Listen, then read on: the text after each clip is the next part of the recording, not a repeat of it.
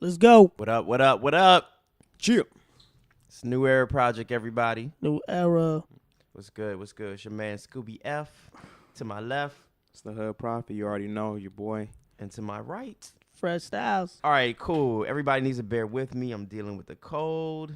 Thank these guys for letting me talk anyway, because then I would talk over them. Let's get into some basketball. Did you guys know last week, we kind of missed the story, but the Harrison twins bypassed Maryland and decided to go with John Calipari. I didn't know we were even in the league with Kentucky. Yeah, we are. Because they had ties with them because they're from Texas, and Mike Turgeon had ties. Right. Not only that, the biggest thing that makes Maryland contender for these type of players is Under Armour.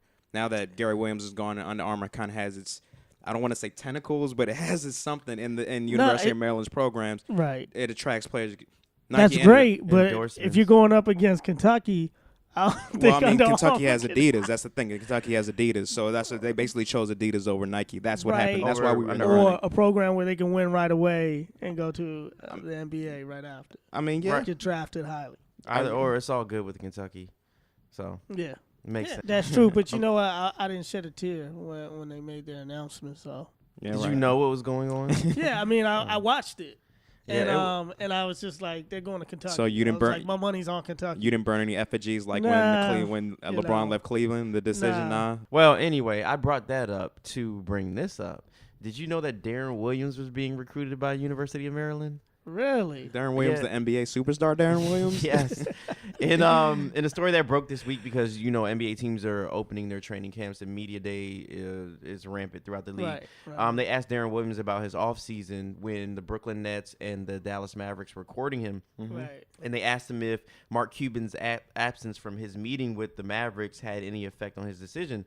And Williams was quoted as saying, of course, and he brought back up the situation when he was being recruited by Illinois, where he went, Georgia Tech, Tennessee, and Maryland. And he said when he heard that Gary Williams wasn't going to be in the meeting, he canceled his visit. But back to Gary. Come on, Gary. That's a come on, Gary Williams. We had a chance to have Deron Williams. He was in the championship against North Carolina. Come on, son. You take that flight to Texas. Come on, son. Dude, what are you doing? With a point guard like that, Gary Williams is great with a point guard like that. Yeah, well, I guess he didn't have the foresight. But back to the current story. Mark Cuban heard Williams' comments, and you know what Bama's do. They fire right back. So he said he was kind of surprised, and then he was quoted as saying, "I'm even more surprised that he didn't say something to the effect of, 'I'm so excited about what the Nets did this summer. It wouldn't have mattered what Cuban did.'" So Dick Boy missed the meeting with Deron Williams because he was filming his reality show, Shark Tank or something like that. So he retracted and said he wishes D-Will nothing but the best, and that's what he should have initially said. Right. You know what? I apologize for that. You know. Nah. You don't. If you're not happy. You don't apologize, but you just take the high road. You don't have to apologize. Come on, Mark Cuban, you're slipping. You let Deron's from Texas, from the Dallas area. You let him slip through your fingers all because you were filming Shark Attack. What was the name of the Shark Tank? Shark Tank. You were filming Shark Tank. Come on, son. Like, get it together. Who's on the Dallas Mavericks this year?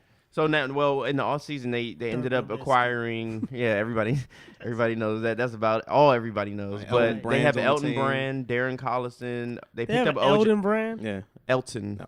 Elton. Yeah, he is an elder now. Yeah. OJ Mayo. Yeah, that was a good pickup. And Chris Kaman. Yeah. I mean, they actually have some players. I don't think they'll do damage, but. But they're definitely on at least the second, at the most second tier than the Western Conference now. Oh yeah, absolutely. Adding Deron Williams would put them near the top of the West, but since they might have gotten Dwight Howard if they got Deron Williams. True. Too, but. So yeah. Okay, sticking with basketball, from the Boston Herald, Rajon Rondo says that this year's Celtics team is poised to win the championship. He says that he thinks that this team has a better chance than the 08 team did, which actually did win the championship. Right. Does anybody see that? No. Not even close. So is this a 2012 Dream Team versus a 94 Dream Team type thing, or 92 Dream Team? Rondo thinks that if he's on the team, that's all they need. Hey, I mean, and seriously, last year they won games in the playoffs just off of his effort. Yeah. But I mean, come on, dude. You guys got to get past the Miami Heat And Yeah. I mean, I don't know if Rose is going to be healthy. Right. And Chicago is still a factor there. I mean, they were in the Eastern Conference Finals. Right. What did they lose? They lost Ray Allen, who wasn't really playing that well anyway. They also lost Avery Bradley, who they'll get back. KG was kind of had a bad knee. I think Pierce was injured a little bit. They're going to get him back. They get Jeff Green back. I think they have a good enough squad to make the playoffs. You just don't think they're better than the 08 team. No, Not only they're not better than the 08 team, the rest of the league is a lot better than them now. Like, right, come on, exactly. y'all. Pierce is a year older. KG is a year older. The only person who's better from that squad, from the 08 squad to now, is Rajon Rondo. He's the only person that's better. Everyone has just gotten older and slower. They looked old. Right. I mean, Kevin Garnett looked old. The only one with energy on that team was Rajon Rondo. And to tell you the truth, the year before that, when Nate Robinson was in there, he would come in and give a spark off the bench, but they didn't have that energy last year either. So I don't know what the hell he's thinking. All right, so sticking with the Eastern Conference, Philadelphia, a team that made past the Celtics this year. You know, as you know, they were involved in the Dwight Howard trade to the Lakers in the 3-team deal. Right. They got Andrew Bynum, who is a bit of a head case, is rocking some weird ass mini fro, and hasn't played in a preseason game yet because of that knee. Right. So the Lakers might have gotten away with another one here. Doug Collins is still positive. The coach of the 76ers, he's still positive. He thinks Bynum will be ready. He's studying tape right now. And I don't know. Personally, I always thought that there was still something wrong with his knee. Yeah, and that's the only thing that gets me. But as far as his head being in the game and stuff like that, I think Doug Collins is a good enough coach to make him play. Not make him play, but to coach him to play to his potential. Right, look what he did for Kwame Brown here in Washington. I think that was thrown on him. I mean, this guy has talent, and he's proven that he can play in this league. It's just that he can't stay healthy. Also, in terms of him being a head case, I kind of think, players are smart in the league. Like, they know when they're being shopped. He probably caught wind of, them wanting to move him. I'm sure they made Plus, some he was demanding intimations. The ball, too. Yeah, I mean, I think he was. LA. I think he was kind of acting out, like in a lot of ways. Like, I'll give him one more year before I declare him a head case, because some of the stuff he was doing last year was head case worthy, like taking threes and then acting like, well, what? I shoot threes sometime. Right. Like, that's just fucking stupid. But, like, in terms of his knees, yeah, that is a concern. Like, I don't, the 76ers, like, really should have looked in that. But it's like, you gotta weigh it, pros versus cons. Like, this dude is like the preeminent center besides Dwight Howard in the league. So, on the flip side, though, Elton Brand he's another case that's always been injured throughout every team he's been on, and he was on that team last year. And when they made the playoffs, he was there, but they made the playoffs without him. So, Bynum being there, the team is different now. I mean, Andre Iguodala's gone. Yeah, Iguodala's not there. No, neither is Lou Williams. I mean, the team is different. They built this team around Bynum. That's what Iguodala got traded to the Denver Nuggets. So Dwight Howard went to the Lakers, Bynum went to the Sixers, and Iguodala went to the Nuggets. they expect Evan Turner to step in Iguodala's role, which I think he can. Well, I don't think so. They had Iguodala do everything. I think they're gonna. I think they're gonna build the team around Bynum. Yeah, they're gonna build a big team around Bynum. But in terms of replacing Iguodala, like, for one, Evan Turner handles the ball a lot, so like the passing will still be there too. Like, he's the most comfortable when he's handling the ball. At the end of the game, I wouldn't trust Iguodala with that end of the game shot. Well, that's how they advanced. That's the only thing he's known for. He's not known for anything else. They couldn't Andre go. Iguodala? Last year he came on. For the last 2 years. Last year, yeah. For the last 2 years, he's been improved. He's been the clutch player for the 76ers. He's improved. As much as he's not an elite player, he still hit those shots. He's on that second tier. Yeah, but now it's going to be inside out. Now when the game is on, they're going to toss it in. Now throughout the game, they're going to toss it inside out. It's not going to be a bunch of guards and a small forward and Iguodala, out racing you or out being more athletic than you. Okay. It's going to be a Lakers type half-court offense. Here's a side question. What's up? Now, we drafted. Now, I was one of those people when Wall was being drafted. I was like, maybe we should go for Evan Turner. Because I saw him in March Madness. Now, what do you think? Out of the both of them, who do you think is I don't think anybody could have succeeded in this climate, in this environment with the Blatch. But Evan Turner can make shots, though. Evan Now Turner, he can. Evan Turner hasn't shown anything in the league. Like we definitely got the better end of that deal. Like he hasn't shown anything yet. Like I feel like he has a bright future ahead of him, but as of right now, he hasn't really shown anything. I think he has. Once you're in the playoffs, I think Evan Turner has shown something. He hasn't shown number 2 pick, or what was he, the number 3 He's pick? number 2 pick. Well, he's number 2 pick. He hasn't shown that number 2. Oh my God, man, we should have gotten him instead of Wall, but.